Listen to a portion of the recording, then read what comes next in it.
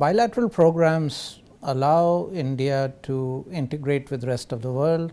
Science is global, and it brings us to the high table of science.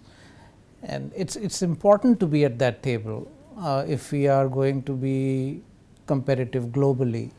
The partnership with EMBO and EMBO-like organizations, not only for India's science agencies, but for young Indian scientists, Indian institutional leaders, is of paramount importance in this culture creating effort.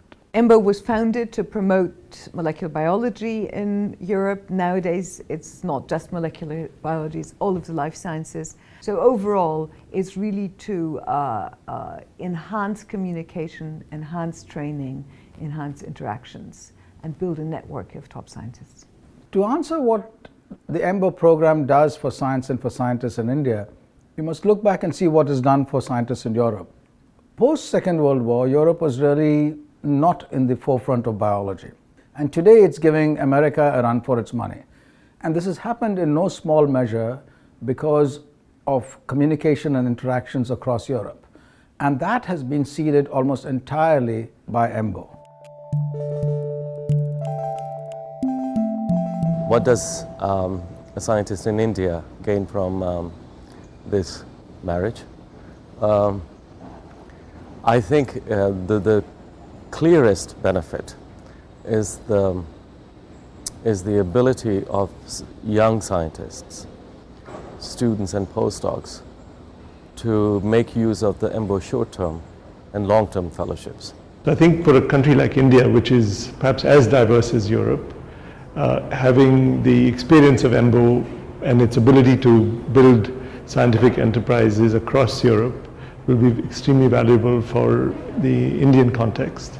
EMBO has developed many ways by which young scientists can be mentored.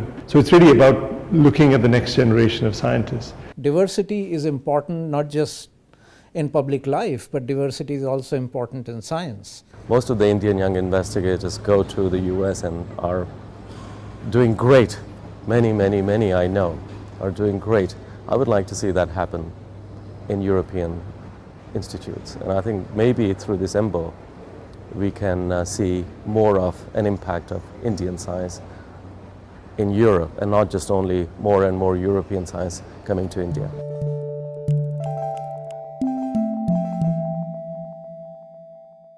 High risk also leads to high gain. So scientists should have the security to move out of this safe science domain, get out of their comfort zones and do useful things. When we move into the global arena and get judged,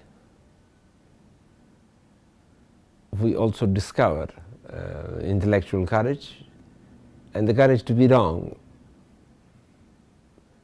And this is a pathway we should undertake without fear. I asked David Gross, who is a Nobel Prize winner, got his Nobel Prize in Physics, a few months ago, what he thought about Indian science. And he's full of admiration for Indian physicists whom he knows who have done extraordinarily well. But he said both in terms of India as a country, top down in terms of funding agencies, as well as bottom up in terms of Indian scientists, he says Indian scientists are extraordinary, they're very talented, agencies are really trying to do the maximum, but there's one important thing lacking.